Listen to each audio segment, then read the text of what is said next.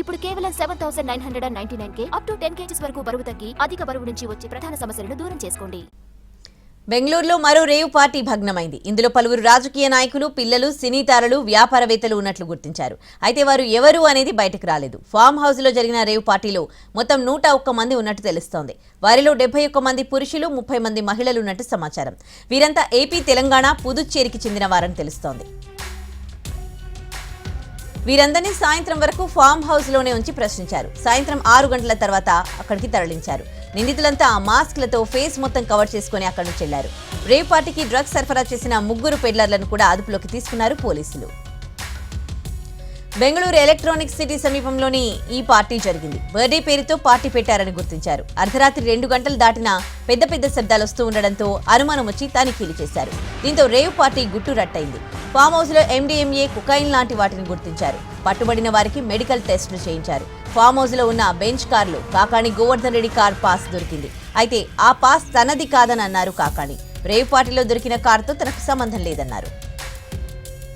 Rave పార్టీకి సంబంధించి రేపు FIR నమోదు చేసే అవకాశం ఉంది. FIR నమోదు చేసిన తర్వాత రేవ్ పార్టీలో పాల్గొన్న ప్రముఖుల వివరాలు బయటకు వచ్చే ఛాన్స్ ఉంది.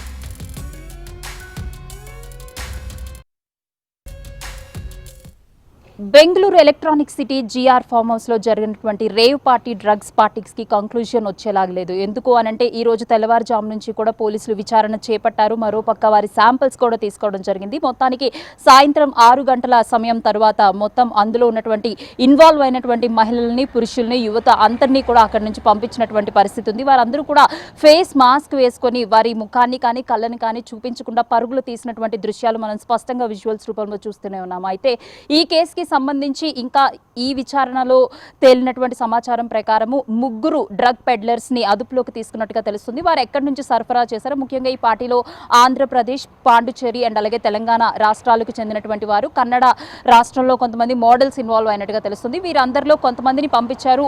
మిగతా వారిని రేపు విచారణ చేపట్టే అవకాశం ఉంది. ప్రస్తుతానికి GR ఫామ్ హౌస్ లో అయితే ఎవరు కూడా లేరు. కేవలం పోలీస్ సిబ్బంది కూడా ఇక్కడ నుంచి ఆ డ్రగ్ పెడ్లర్స్ 3ని అదుపులోకి తీసుకుని ఇక్కడ నుంచి వెళ్ళినట్టుగా తెలుస్తుంది.